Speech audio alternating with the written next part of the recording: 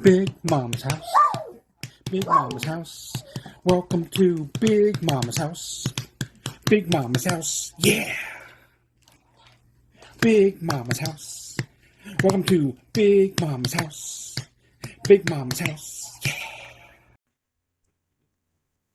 Welcome back to Big Mama's house, y'all. Mama and Papa back here with you today to talk with you about Welcome to Plathville, Season 4, Episode 13. This is going to be a long one. I'm going to warn you now. I don't believe in making people come back for a second part. If you're not into the long ones, pause it somewhere and come back later. That's fine. But this is an interesting episode, and I think it deserves to be covered completely. Yeah, it's the season finale. It is, because episode 14 is nothing but Like a recap of the episode, or the whole season. Which is weird to me. Why would you do that? Because people will tune in and they'll get all that advertising money just to not actually cost you anything. But you have how many months between that one and then this new season? Exactly. They're going to get that extra money in while they can. It's all about greed. I just think that's pointless. I agree. Oh, also, before we start, you guys, we are on Reddit. And it's new. We haven't really done much with it because I'm not really sure how it works. I've done the best I can. If you guys want to check it out, it's Big Mama's House Podcast. And we had our very first comment that wasn't a solicitation or a friend or family member. Her name is Ms. Sweet Talk at Free Miguel G or G. Thank you very much for your comment. Thank you. She asked if Tim was dating, and so I had left her comment about that. So it was very exciting. I squealed and I went, "Babe, we got our first comment!" Yeah, it was exciting. I was very excited. So thank you, Ms. Sweet Talk. I appreciate that, and that was on YouTube, I believe. Yes, for YouTube, yeah. So thank you. I was very excited. You made both of our day. I really appreciate that. And thank to all of you guys who are listening, who are hitting the like button for us and even subscribing because it's free. Free. We really appreciate that, you guys, because we do put a lot of time and energy and thought into, making a good show for you guys. So, yeah. Oh, hang on. Sorry, we have people working outside today, next door, and the puppers look out the window and they are not happy about it. So we are doing our best to wrangle them today. So I apologize for any extra noise in the background. Okay, Season 4, Episode 13, Welcome to Plathville. Starts out with Olivia, Ethan, Mike, and Mariah going to Jamaica for Ethan's birthday, supposedly. And basically, it's really for Olivia's photo shoot. When we went to Jamaica, I never seen any of that stuff. Well, they're in Montego Bay. We were not there. Yeah, that's a different part. We were just on the beach. And I'm going to say production paid for the trip. So how is it a gift? It's part of the show. They're paying for it. It's not a gift. It's just another.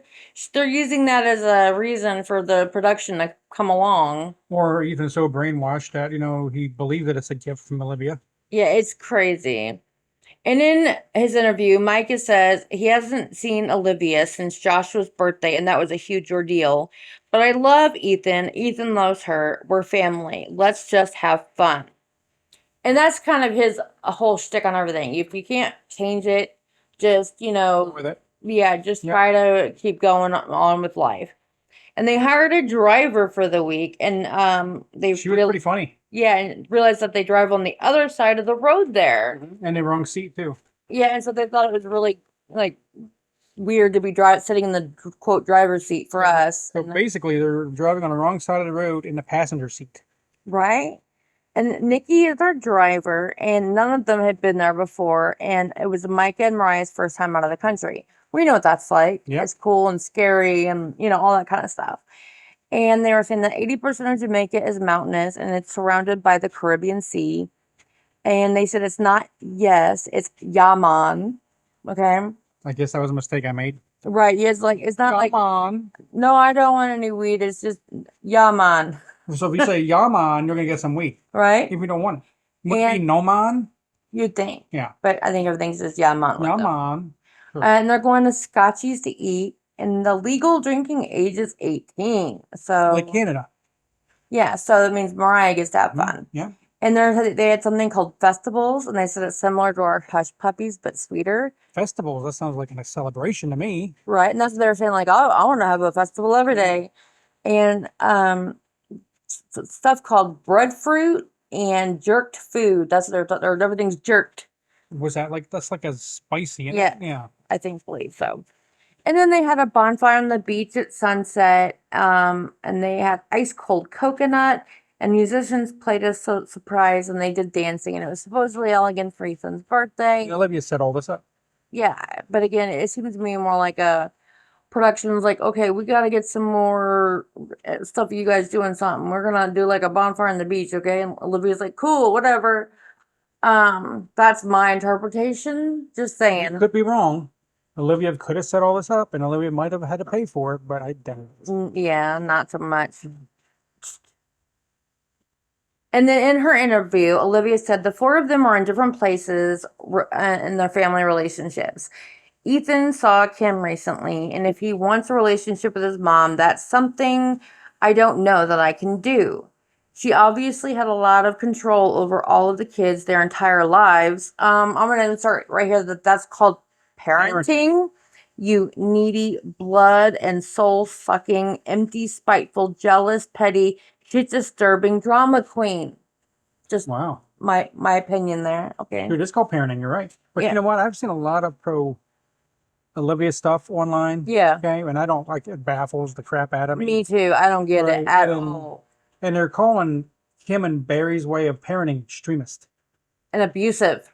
Yeah, I don't understand where any of that. And again, not being that, like, not pushing school and education more. For me personally, I don't agree with that.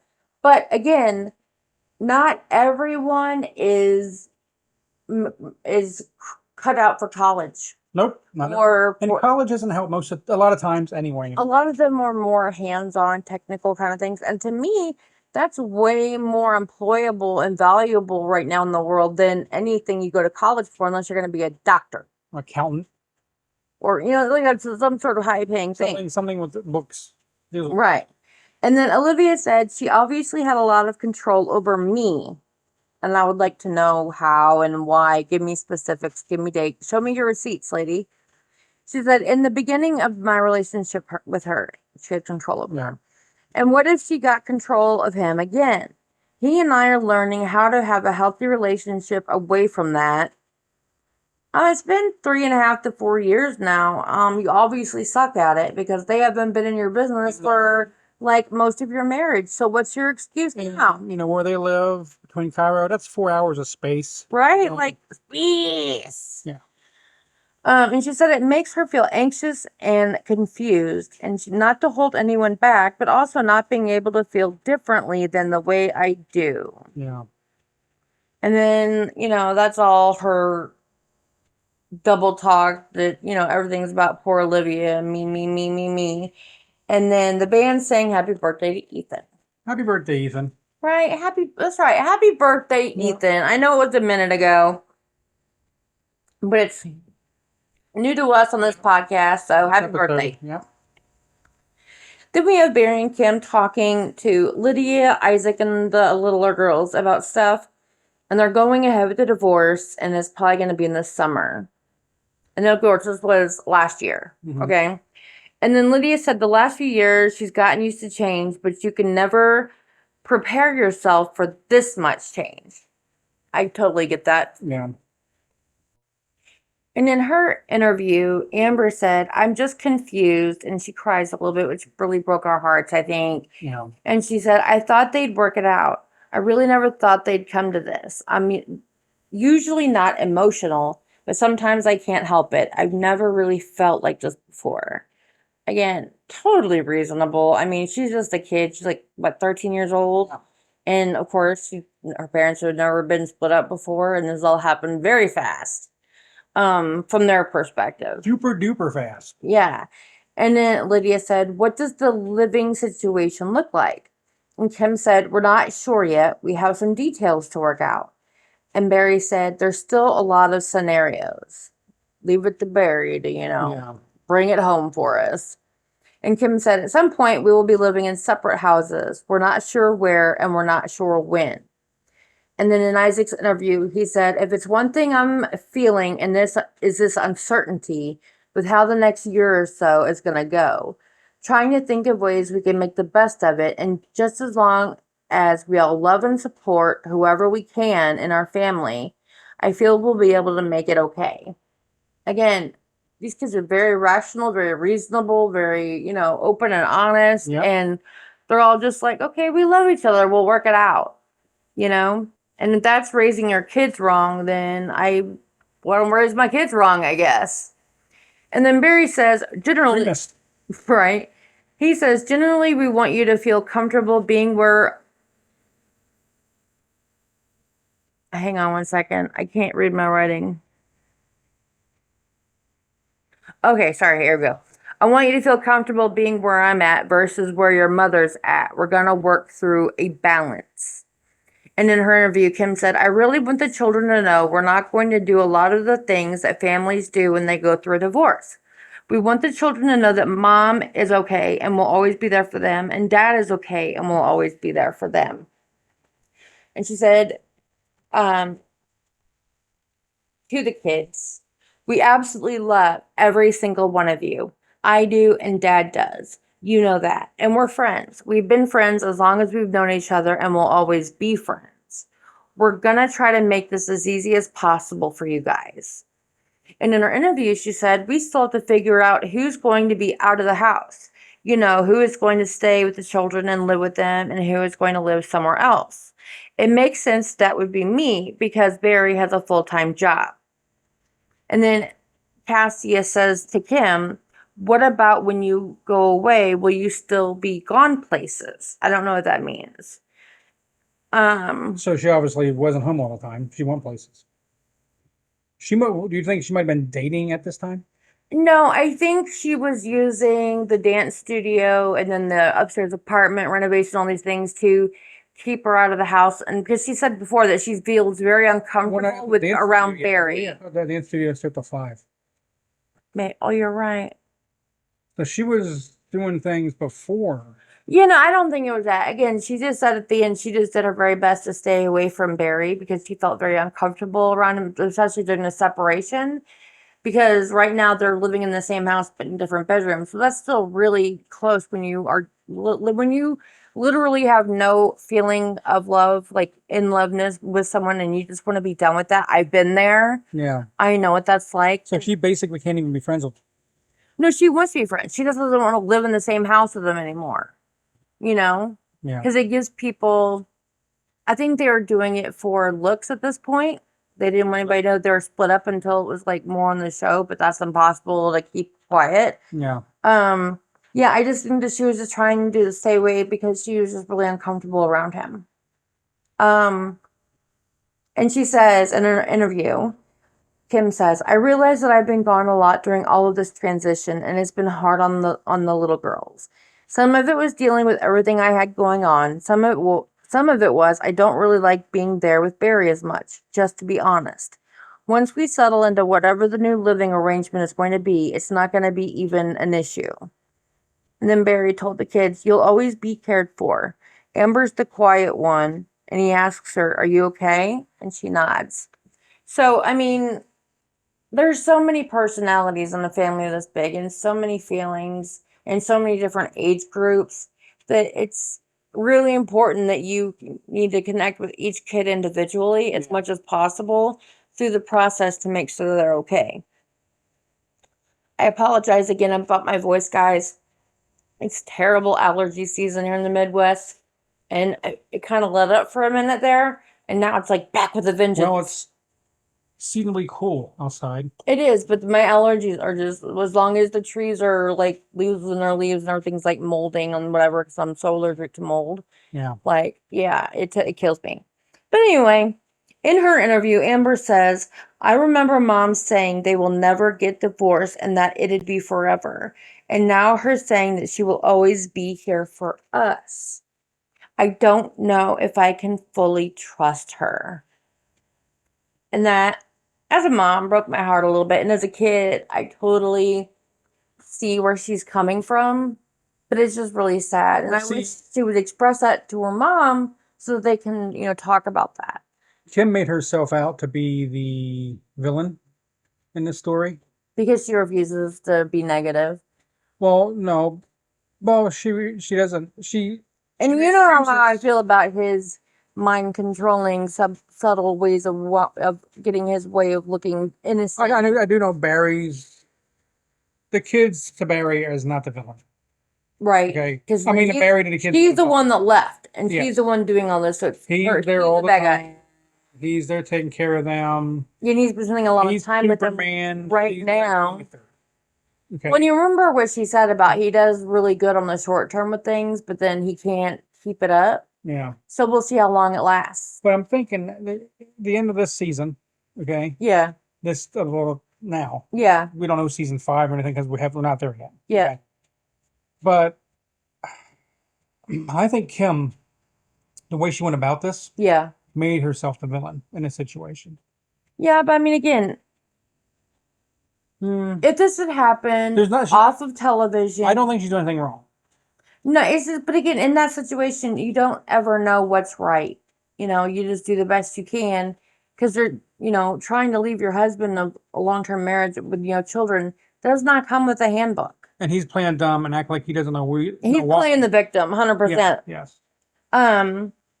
Anyway, and then Kim says, when we get to that point where Dad's not here, and he says, I'll have the work routine down for me on weekends. Can't read my own dang writing, you guys. He says, I'll be looking to see you guys. Okay. So he's planning on having him on the weekends. Yeah. It's a good plan. And then Lydia says, how would you girls feel if I moved in with Dad? He's already got one of them. And Mercy said, sad. Would we still see you as often? And Lydia goes, mm-hmm. And at that point, Kim looked really sad. Like, Lydia, she knows that. But I don't know what she expects.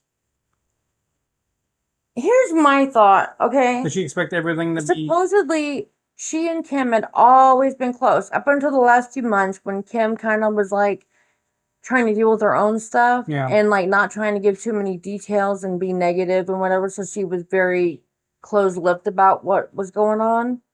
Whereas Barry is all like, oh, poor me, cry with me and pray with me. And oh my goodness, she's leaving and I don't know why. I've tried everything to make her happy. And emotional manipulation. Exactly, that's what I've already said. And you know how I feel about all this anyway. It's just. But really, Barry's Lex Luthor. He's very, in my opinion, subtly manipulative. Exactly. And it kills me. And that was Lex Luthor. Yeah. Well, I don't know if you're so subtle, but. Well, with certain people. Yeah. But that was part of his disguise. Besides the bald head. Yeah. And then in her interview, Kim said, I hadn't really considered Lydia moving in with Barry. I kind of figured when she moved out, it would be to live with friends in Tallahassee or something like that.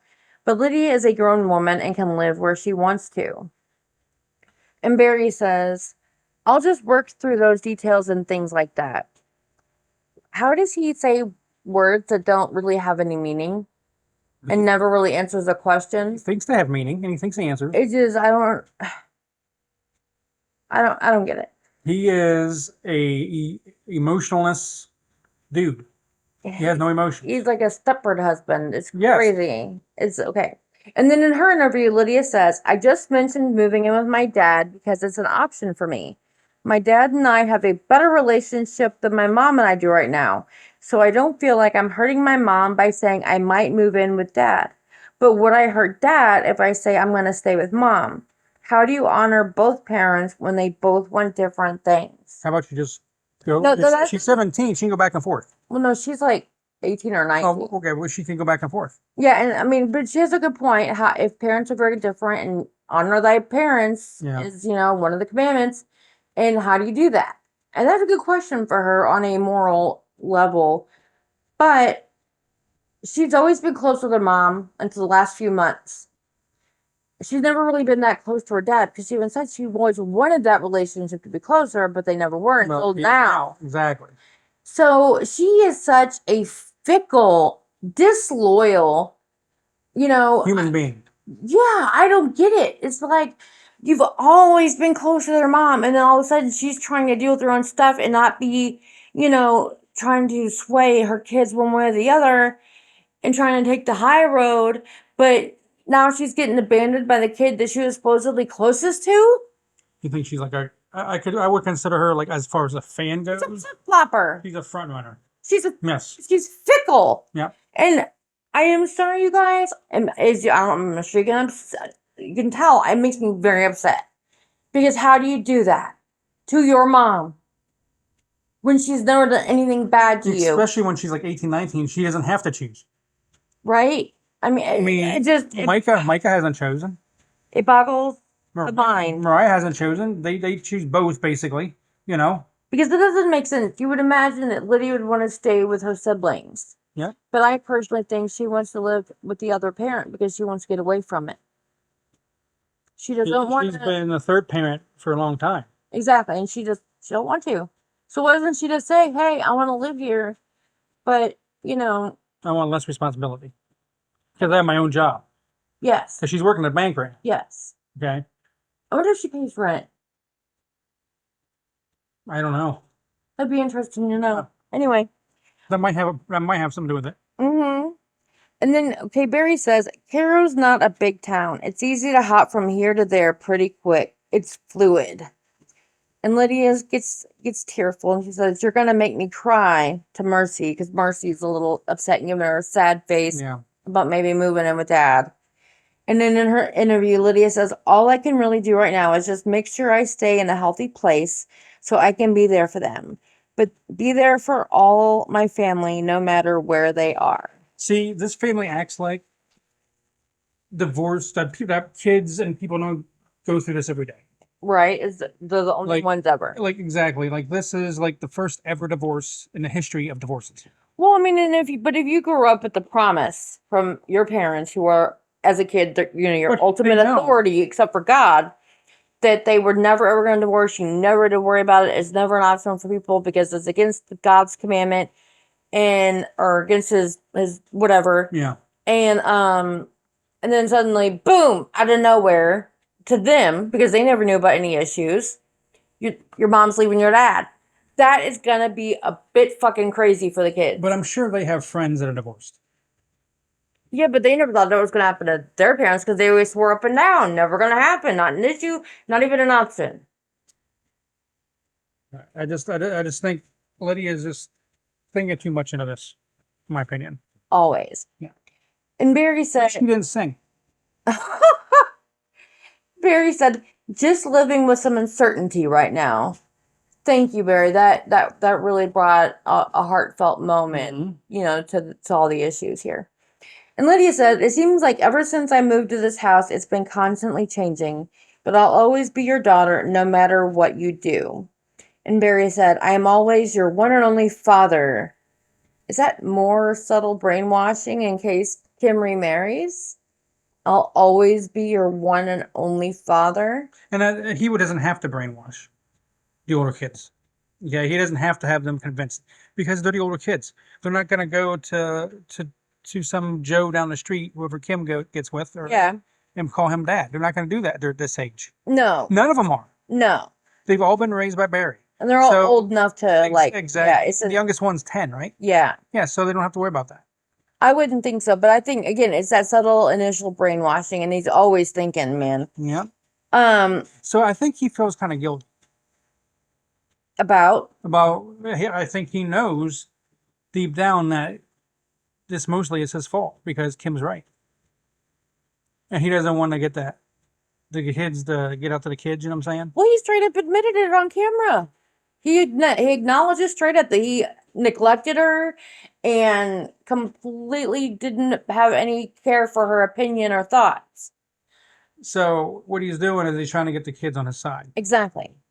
Because he sees, she's not saying nothing bad about me, so I'm good. Well, I mean, it won't be bad if it's true. Just remember, Kim said he's good at improving on the short term, and he's been campaigning really hard for a couple months now. I wonder if we could make a wager on how long he'll last. I don't want to bet, no. Want to just give an idea? Just throw out a ballpark figure Like right now, how long he'll last? based on where they're at right now at this like couple months in mark. I'd say maybe a week. I'm gonna give him. I'm gonna be kind. I'm gonna give him 6 months to a year, just enough time to make sure everybody's good. And I don't give him that much. you don't think so? No, am I being too kind and optimistic? We're behind. So people that are keep up with the show at our current. Yeah, but we play this as if someone new is listening. Yeah. They haven't seen the episodes, or they have and they just watched it and they're like, "What the hell's going on?" Mm-hmm. And we're here to discuss it with them because maybe they don't know what's happening yet. So we, try to keep it. I say a week. We try not to give too many spoilers. Oh yeah. No, I understand. Okay. I totally agree. So then Kim says, and we'll always be family no matter what. And that is the point. It's not Barry versus Kim and who wants to be the favorite parent after the divorce. It's about we're family. And that's what should matter. And I hope that they have a real kind of relationship after the divorce, that they can be friends and co-parent and, be able to talk without a lot of awkwardness and tension and anger, because that was my experience was the second one. Oh yeah. And so I really hope for them and all the kids' sake that it's the first one for them. And then they all hug and whatever. And in Barry's interview, he says, "I'm feeling odd. It's just not where I want to be going. So it is difficult. It's challenging. Sad." Wow. That you go just sad. Just sad. tell us how it is, Barry. And Kim says in her interview, "It was hard, but I feel like tonight was a step in the right direction. Barry and I are united as parents, but we are beginning our journeys as individuals." That's a great way to put it, but I don't think that she understands that he's been campaigning against you for a minute now, Kim, and you need to watch your back. I mean, she's moving on. I don't think he's quite moving on yet. No. And then Amber in her interview said, "I might not understand them. I might be confused, but I know I'll still love both of them. And at least I know we're still family." And if that's what she got out of that they're all still family, that is the point. And I'm so glad that she said that because that's the whole point. Well, they're still family. That's what both the parents said. That's what Kim and Barry both said. That they both be there for them. But it's not that. They're still family. Yes, I know. It's not like, oh, I have to pick mom or I have to pick dad. It's like, we're all one family. Not like Lydia. Exactly. So then we're back with Ethan, Olivia, Mike, and Mariah, and they're in Jamaica at a Rastafari indigenous village. And that I'm going to give a little background because I didn't know much about Rastafari or whatever whenever they showed it. That'd be cool if they brought him out monkey brains for dessert. We're not in Indiana Jones. I know, but it's still been cool. Something weird like that. Could you just seen Olivia's face? Oh, totally. That'd be awesome. And it is not a religion, but a relationship between all living things, one love of all worlds that makes up this world, peace and living peacefully. I think they did explain that in the episode too. Yeah, that's why I wrote it down to explain like what it is, so that maybe again people didn't have a chance to watch the episode, and that's why they're here is to get all the download. So in the interview, Micah said that the first man, that's his name, I guess. First man. The leader of their little village. Original. He speaks a lot about love and acceptance, and that really resonated with me. I feel like that's a lot of what I've been working on, what I've been applying in my life. And I'm kind of hoping that something like that clicks with Olivia. Woohoo, baby. Miracle time, right? It's not. Nothing's going to click with Olivia. Sorry. Olivia's too far gone. And in her interview, she said she wants to respect his beliefs and hear what he has to say. And another part of me is thinking, I've heard all of this before in the churches she grew up in, where love and forgiveness were preached over and over again. But that often means that there was no accountability because you just forgive. Nowhere in the scripture does it specify that's the situation. Obviously, it's very open interpretation. She's not. Use your brain. She's not religious. No, but I'm just saying, if that's how you took it, of you should forgive your neighbor, It never says, oh, they don't need to apologize or, Yeah. take accountability for themselves. It never says just forgive for nothing. It's just saying that even if you don't get that apology and if that person is in the wrong and is stubborn about it, it's that you need to forgive that person for you so that you have not that bitterness and that anger in your life for no reason because you're not hurting that person. That person does not care that you hate them. Yeah, I mean, you don't have to go and be friends with a neighbor. Exactly. It's just don't carry bitterness around. Yep. You know? I think that's what she does best, actually. Right. And then Micah says they closed their doors in 2020, and I'm thinking maybe because of COVID. Yeah. And the Plaths are the first groups to be let in because of how they were raised, a very natural way of living. Probably wasn't much tourism. Well, not during 2020, No. I would imagine not.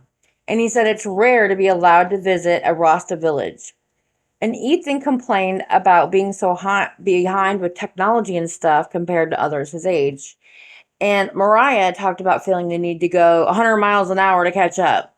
And it makes her see why some people choose the simple life. Because who needs all that shit and all that pressure, But Jamaica didn't choose the simple life. That's just how they are. Well, I think with the Rastafari village, they do choose that, and that's the whole point. They live separately, they live peacefully. Yeah. They don't, It was kind of scary, though. why? I mean, it was just kind of scary to me. Well, explain why. Because the jungle. Oh. The jungle scene. I think it was beautiful. They weren't exactly the cleanest. Because it's Jamaica, and they're living in the middle of the jungle. Well, they're natural. Yeah, they don't use a lot of. And that's their way of living. I'm Yes. not saying it's wrong. Yeah. I'm just saying that it's not something I would choose. Gotcha. And I would be intimidated if I walked in there. I wouldn't be intimidated. I would be very fascinated because you know how I feel about different cultures. That's what got me started on the show, was just seeing a different culture, different way of life. And that's what got me, sucked into Sister Wives, because I'm fascinated by it. Well, see, you, all right, and Annie 420, all right, in Hawaii, said that you guys would just love to live in those trailers on the beach. Yes. I know when I say trailer, I'm not talking about a mobile home. I'm talking about like a big metal crate looking thing. Okay. Like a storage container. Like a storage container. Exactly. Yeah. Exactly what it is, a storage container. They said they would live in that. I call BS. They might last a day, but it wouldn't last any longer than a day. The only issue would be the bathroom situation. That would be my only issue. Poop on the beach, I guess. Ew. Maybe in the ocean, but not on the beach. Well, the tide will take it away. Anyway, let's pick back to the show while we're here. Jungle. The first man says, that's the concept of Rastafari. There needs to be a balance. He gives a shout out to their parents because he says your way of life needs to become the trend. It's the only way we can save the planet. Didn't Olivia I've seen Olivia. He would have had a stank face the whole time. Yeah, she did, yeah. And in his interview, Ethan said he, meaning the first man, was obviously very appreciative of how we were raised, and I am also very appreciative in how we were raised. Well, that's an interesting statement. Yeah. He said, if I had the opportunity to raise my kids on a farm in the country and teach them how to use their imagination, and don't spend a lot of time on your phone, don't spend a lot of time watching TV, figure out what it is that you love and start working on that. And he says, I think that's what he was congratulating, because that is a good thing. That's exactly the way his parents raised him. Yep. Yeah. But now he's mad at his parents, or at least his mom. Oh, and he says, he said to the group, he says, now as far as whether my mom can be emotionally manipulative or whatever, or whether there were things that she came short in, like schooling, those are different things. She didn't come up short in schooling. They did.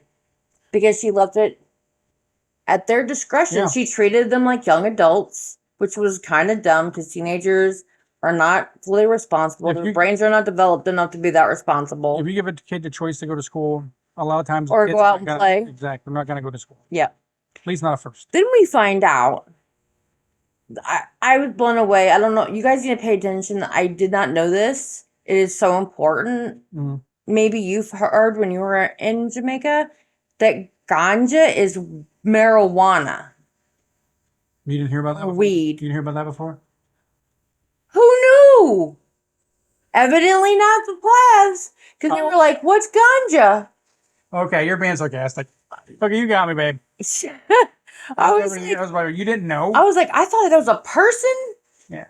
who invented weed. No, I'm just kidding.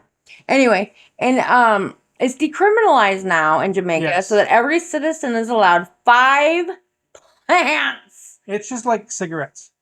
And to them it says ganja is the Rastafari sacrament. So they're legally able to have it for their quote whatever Did religion. Ethan ask what ganja was? Was it Ethan? Yes, Okay. of course it was. Well, Olivia knew, right? I don't know. But Mike has tried it. Okay, so Well, yeah, Micah knew. and then Micah says he uses ganja, and now Ethan has tried it. Yeah, because he was totally against it. And he said it's California. he said it's fun, it's a blast. You know, he was against it in California, remember? Yes. Yeah. But that was 2 whole years ago. I mean, that was a long time ago. Well, not really. But yeah. That was the Middle Ages. My sarcasm game is on today. That was the Middle Ages right there. And then Mike said he's always loved the land, the garden, his cows, but now he lives in LA, and it's great to be there in the weed garden, I call it. And then the Rasta dude said, I hope one day your heart finds its way back home. That is beautiful. He only said that because he's high 24/7. It's easy to be chill when you're not The ganja angry. king. He's the ganja king. Okay, as y'all know, it is legal here where we live in the Midwest, and I partake of it. And the only reason I ever started using medical marijuana was for my pain. And I realized that it does help with my anxiety, especially in the situations right now that we're in, very stressful. And so, yeah, I'm not going to lie. I use medical marijuana, and right now I'm obsessed with the place, that I'm getting them from. It's awesome. But there's nothing wrong with weed, in my opinion. If you're not at work, if you're not driving or using any kind of machinery that, whatever, I would never do it around small or young children or teenagers even, because I've always tried to be a good example to my kids. I never did this while they were minors. You never drank in front of them when they're minors. Most of the time, no, I didn't. But things like that, it's like you have to be responsible. Don't be an idiot and ruin it for everybody. Don't be a ruiner. That's my PSA for the day. Okay, good. And Ethan says, I feel a really strong pull to go back. I just know I'm destined to do that. At some point, I have to. Olivia's face looked like someone fucking died when he said that. Yeah, because she needs to start giving them some more of those pills to keep brainwashing them because it's wearing off. Yeah, I was like, she's like, oh, hell no, I'm never going back to the country. And maybe she thinks he means to Cairo or whatever, but he's just like, I want to live in the country. She needs to get those chopsticks back out. Oh my God. If you don't know what that means, go back to season 1 or 2 There's a bunch of episodes before. Yeah, and we explain what chopsticks means. And Olivia says, I know Ethan would move back to the country in a heartbeat. I know that he wants land again. It's not that I don't enjoy all of this or connect to all of this. It's just that I don't want it where I am right now in life. I still don't like Caro. It still triggers me, but I'm looking forward to having that later on. What triggers you, Olivia? Yeah, for what? What abuse did you suffer?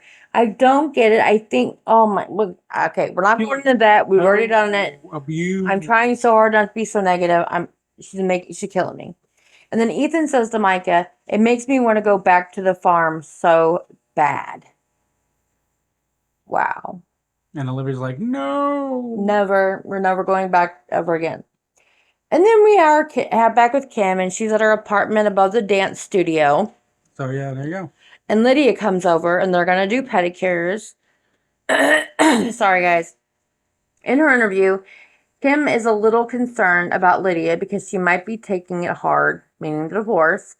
And she said, we've talked a little here and there since then, but we haven't really talked. Again, she's just not spewing her feelings and emotions and thoughts all over her kids. She's doing the right thing. Yeah. But Lydia is so damn nosy. She wants to be involved in every little thing. She thinks she's entitled to that information, and she is not. Well, Barry ruined it. Barry basically gave her all the information about him. So and again, but only getting it from one perspective because the other parent is being respectful. Again, a situation that I have been in. Mhm. It's so frustrating and it's so wrong. We are in the minorities of Kim supporters.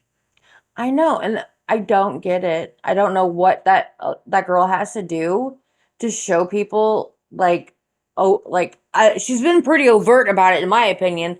I don't know what more she could do besides smack. Okay, by the way, I don't know if it's come up. Yes, it did.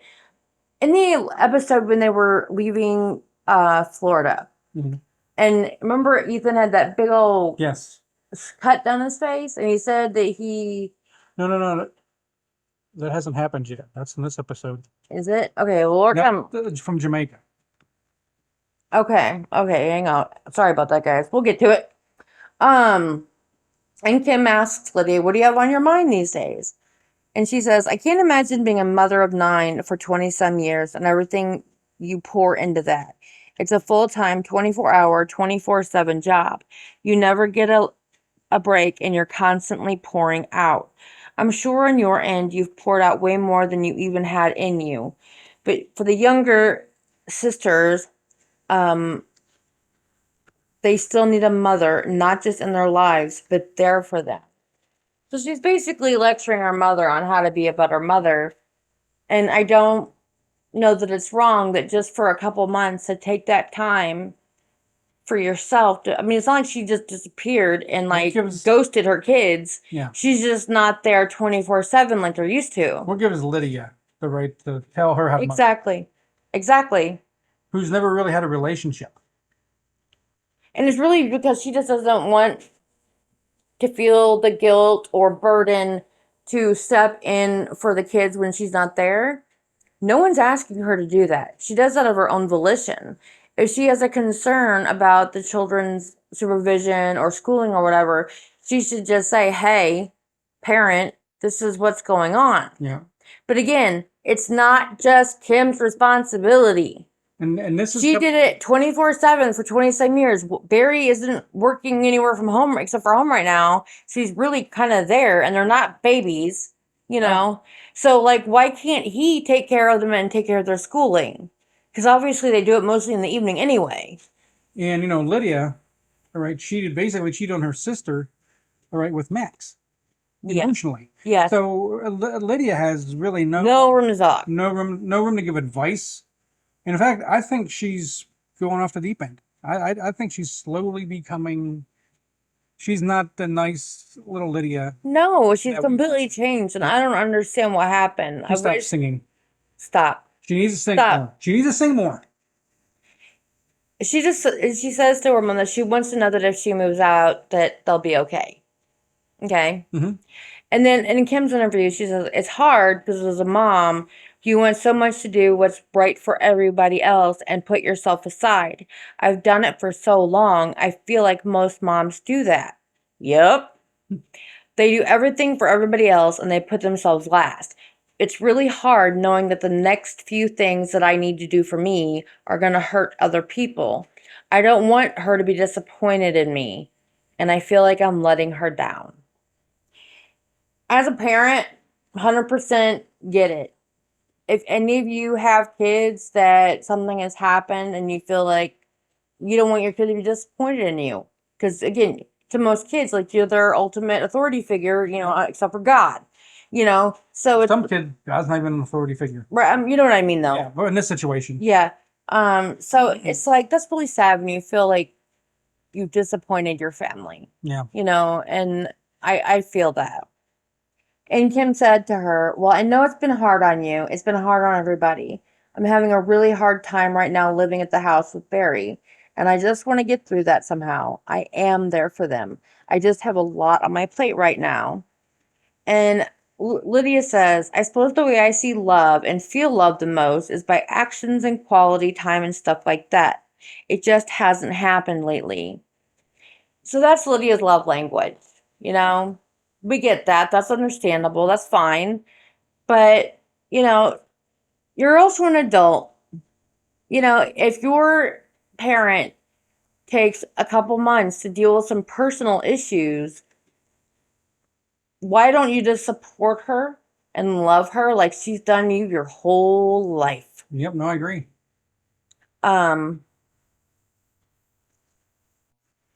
So they chat for a while, and then Lydia says, I guess no matter how old I get or where I go, I'm always gonna need a mother.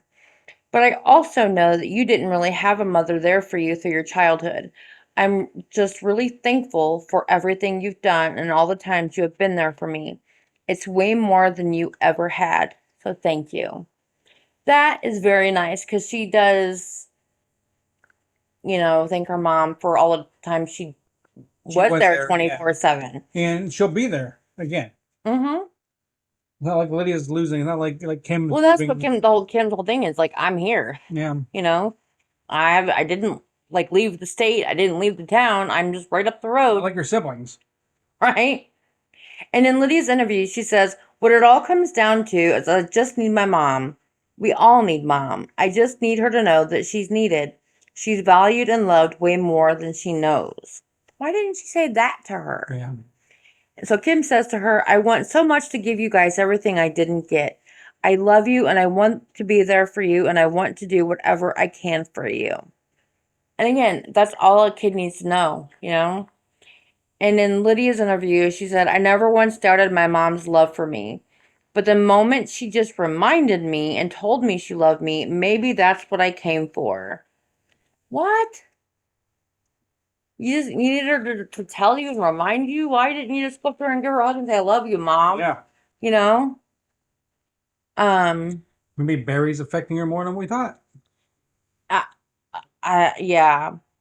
You guys, I just realized that this episode has so much detail and there's so many things I don't want to like scrimp on you guys or give you not enough info. And this is gonna be a whole lot longer. So I lied. We are gonna do a part 2 just so that we don't want to have an hour and a half long episode for you guys. So come right after this, it'll be in the playlist. So you don't have to search for it. Just, come on back and find part 2. It'll be worth it, I promise. Until next time, though, guy, I'm not going to say it because we're just going to continue to part 2. Subscribe. All right. See you soon, Bye. guys. Bye.